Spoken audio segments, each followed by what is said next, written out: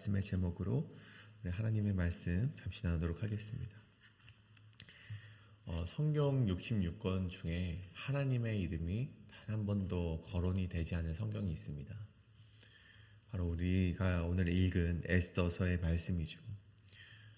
야훼라든가 하나님이라든가 이 주님이라는 신적 호칭이 한 번도 등장하지 않고, 심지어는 물론 이 금식이라는 단어가 한 번 언급이 되긴 하지만 이 신앙 안에서 기도의 장면이 부각이 되지 않고 율법이나 예배의 장면도 나오지 않습니다.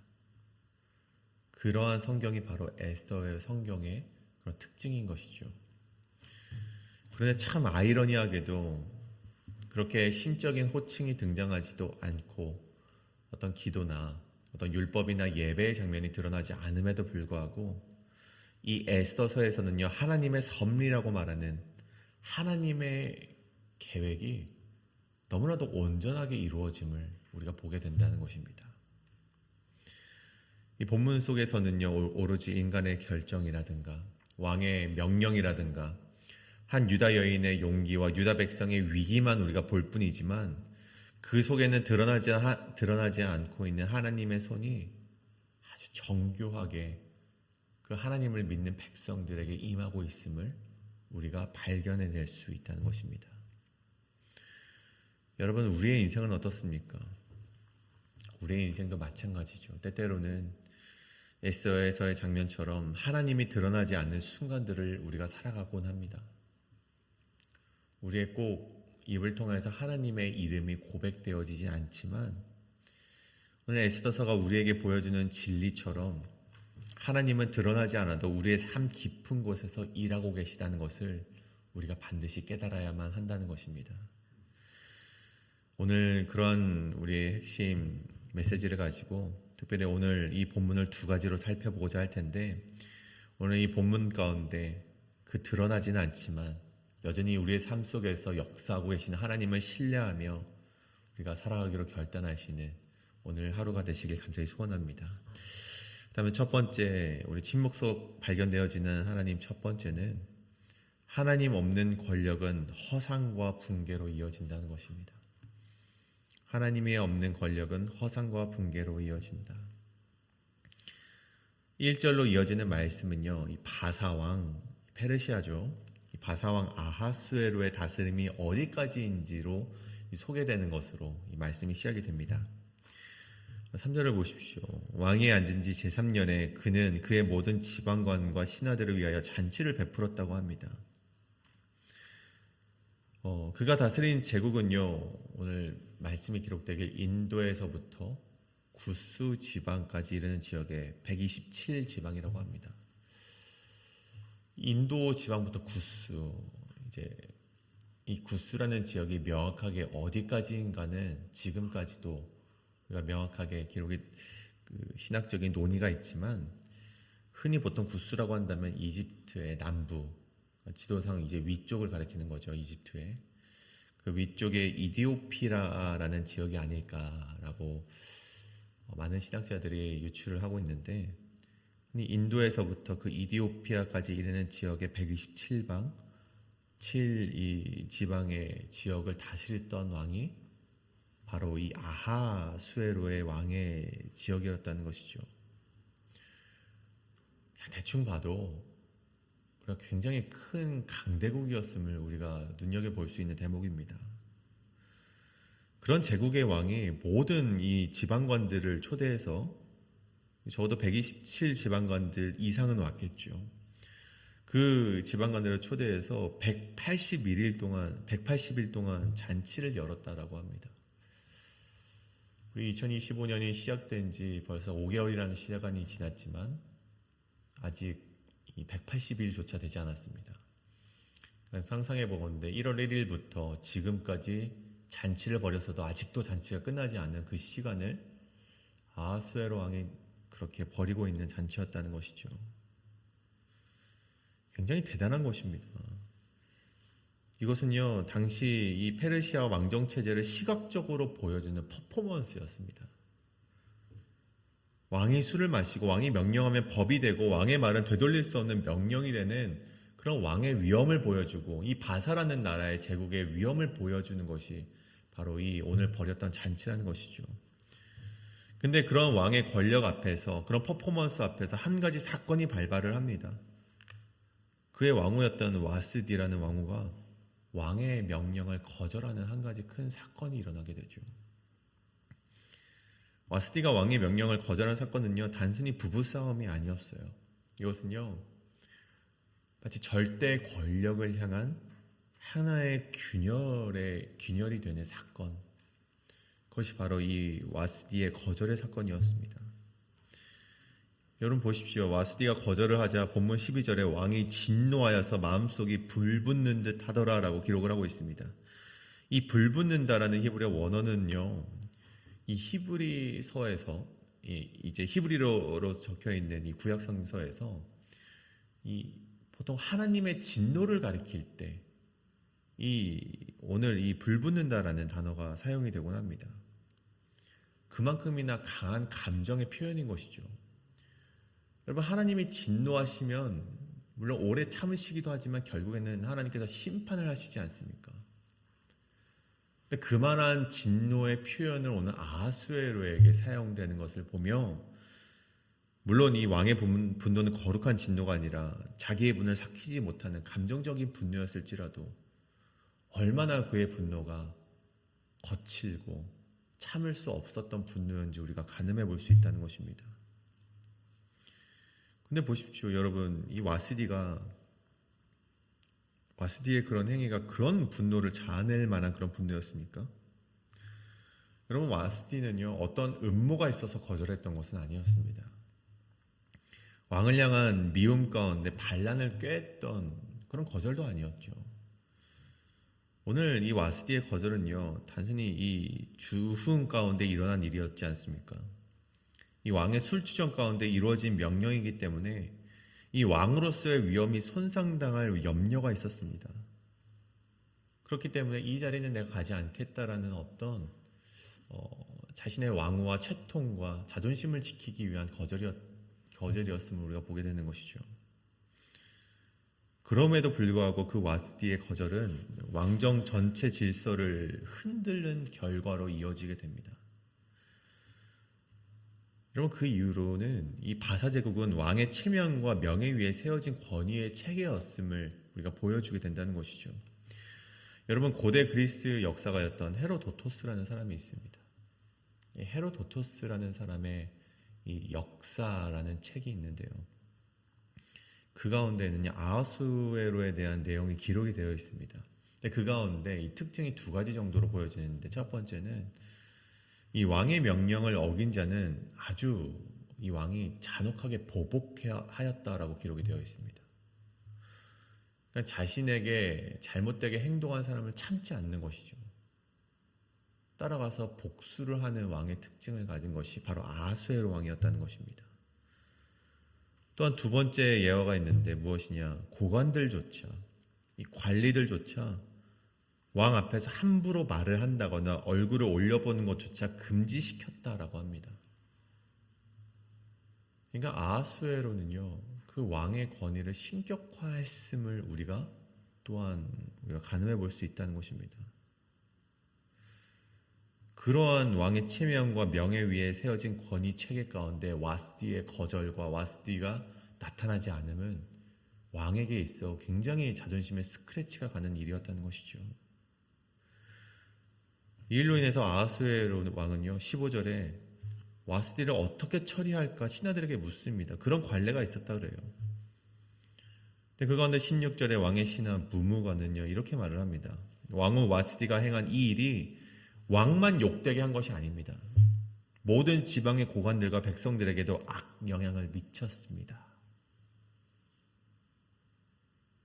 결국 이를 통해서도 말해주는 것은 나라가 운영되는 시스템이 왕이나 백성의 헌신도 아니고, 왕의 올바른 처사로 이루어지는 것도 아니고, 왕의 올바른 치리로 기초한 것이 아니라 결국 체면과 외형적인 권위 가운데 이루어져 있는 그런 나라였음을 보여준다는 것입니다. 여러분, 여기서 한 가지 우리가 중요한 통찰을 얻게 됐는데, 여러분, 하나님의 없는 권력은 어떻게 이루어지는가? 우리가 이 나라를 통해서 바라볼 수 있다는 것입니다. 하나님의 질서 없는 권력, 하나님이 없는 권력은 결국 자기의 체면과 외형을 유지하는데 모든 에너지를 쓴다는 것입니다. 여러분 보십시오. 이 가운데 정의가 있습니까? 여러분 없습니다. 자존심이 법이 되고 수치심이 명령이 되고 무지가 정책이 된다는 것입니다. 여러분 결국 22절에 남편이 자기의 집을 주관하게 하고 자기의 민족의 언어로 말하게 하라는 그런 명령으로 끝납니다. 왕명을 거역한 이 와스디를 폐위시키고 남편에 대한 아내의 명령 불복종을 용납하지 않겠다는 명령을 내린 것이죠. 왕 중심 체제를 유지하기 위한 허망한 처방이자 이 왕이 권력 붕괴를 애써 막기 위한 조급한 방책으로 이어졌다는 것입니다. 여러분 이 본문이 우리에게 주는 첫 번째 메시지는 무엇입니까? 여러분 처음에 시작되는 것 127지방이나 다스리고 있는 아하수엘 왕의 그런 거대함을 보여주고 180일이라는 그런 잔치를 벌이면서 야, 이 바사 제국이 굉장히 대단한 나라였구나라는 것을 보여주지만 하나님의 질서가 사라진 권력은 그렇게 외형적으로 거대해 보일지 모르나 그 안에는 언제든지 무너질 수 있는 균열이 존재한다는 것을 오늘 말씀은 우리에게 보여주고 있다는 것입니다. 아무리 큰 제국도요, 아무리 큰 공동체도, 아무리 큰 어떠한 거대한 것도 하나님이 없는 시스템은 불안정하고 붕괴될 수 없는 위협 가운데 놓여 있게 된다는 것입니다. 여러분, 그것은 또한 우리 삶에도 동일하게 적용된다는 것을 우리가 반드시 기억하길 원합니다. 우리의 가정도, 우리의 교회도, 내가 몸담고 있는 그 어떤 공동체도 겉보기에 체면과 구조로 운영되는 것처럼 보일지 모르나 하나님의 주권과 말씀 위에 세워질 때만이 진정한 질서를 누릴 수 있고 무너지지 않는 균열을 이룰 수 있다는 것을 우리가 반드시 기억하시는 여러분 되시길 간절히 소원합니다. 우리가 어느 곳에 있든지 주님만을 가장 앞세우기를 간절히 소원합니다. 그 말씀으로만 세워지는 공동체가 균열이 없이 허상이 아닌 정말 올바르게 나아가시는 공동체가 되는 것입니다. 우리가 이것을 기억하며 하나님의 말씀에만 의지하는 공동체가 되기를 간절히 소원합니다. 이것이 첫 번째, 하나님의 없는 권력은 허상과 붕괴로 이어진다입니다. 그렇다면 두 번째, 침묵 속에 발견되는 하나님 두 번째는 하나님의 개입은 인간의 우연 속에서 드러난다는 것입니다. 하나님의 개입은 인간의 우연 속에서 드러난다. 오늘 이 아하수에로 잔치와 와스디의 이 거절은요, 역사적으로 볼 때는요, 단순히 한 가지 사건으로서 여김 받아집니다. 그냥 거절했구나라고 넘길 수 있는 어떤 한 가지의 사건인 것이죠. 하지만 성경은 이 장면을 통해서 이후에 등장할 에스더의 길을 미리 닫고 있었다는 사실을 보여주는 것이죠. 표면적으로 보면요, 이 본문에서는요, 하나님의 이름도 없습니다. 말씀드렸다시피 기도도 계시도 없어요. 하지만 이 안에 감춰진 하나님의 손길을 굉장히 섬세하고 오래전부터 계획되어져 왔던 하나님의 계획이 굉장히 단단하게 이루어져 있다는 것입니다. 여러분 보십시오. 와스디의 폐위는요, 에스더라는 하나님의 사람이 왕후가 되기 위한 전제 조건이었습니다. 근데 그 출발이 왕의 술자리였고 감정에 휩싸인 명령이었죠. 근데 이것이 바로 에스더가 우리에게 말하는 두 번째 메시지라는 것입니다. 하나님은 마치 인간사 우연처럼 보여지는 일을 통해서 일하신다는 것입니다. 여러분 오늘 그 왕의 신하였던 문무관의 발언을 한번 주목해 보길 원합니다. 그는 왕에게 이렇게 말을 해요. 17절이죠.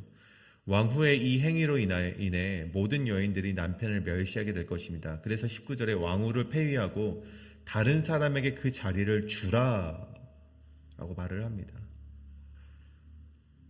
여러분 이 제안은요, 물론 이 구원사, 성경사가 아니라 이 세계사를 통해서 봐도 왕의 체면을 세워주는 그 왕의 신의를 다시금 높여서 그 체제를 유지시키려고 하는 한 신하의 답변이었구나 라고 볼 수도 있고, 심지어 여러분 성경사 이 에스더를 읽는 독자들로 하여금 왕의 체면을 살려주는 행위가 아니었을까라고 그냥 한번 짚고 넘어가는 정도로 바라볼 수 있을 것 같지만, 여러분 사실상 이 19절 말씀은요, 하나님께서 택하신 사람을 그 자리에 앉히기 위한 절차로 이어지는 중요한 맥락이 된다는 것입니다.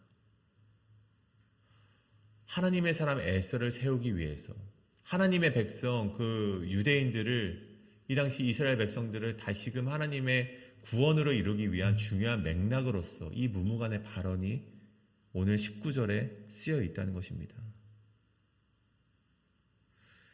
아무것도 아닌 일처럼 보이는 것들이 나중에는 하나님의 거대한 구원의 계획 속으로 연결이 되어 간다는 것이죠. 여러분, 모세를 기억하십니까? 태어나기도 전에 여호와는 살리고 나만은 죽이라는 바로의 명령에 있었습니다. 그래서 여러분 어떻습니까? 남아들은 다 죽임을 당하지 않습니까? 이 히브리 민족의 그 남아들은요, 빛을 보지 못하고 다 죽임을 당하게 됩니다. 근데 그것이 어떻게 연결이 되고 있습니까? 하나님의 계획 속에 어떻게 연결이 됩니까? 오히려 모세를 갈대 상자에 넣어서 나일강에 띄어서 오히려 그 나라의 왕이 될 수 있기까지 연결되는 하나님의 구원의 역사로 연결되는 것을 우리가 보았다는 것이죠. 하나님의 구원은요, 이렇게 역설의 방식으로 이루어지고 있다는 것입니다.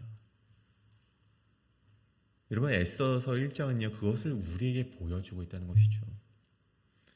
하나님의 이름이 전혀 보이지 않고 어떤 신앙의 행위들이 전혀 보이지 않지만 그 속에서는 하나님의 숨겨진 영화 감독같이 그 하나하나의 장면들을 세팅해 나가시고 계획해 나가신다는 것을 우리에게 보여주고 있다는 것입니다.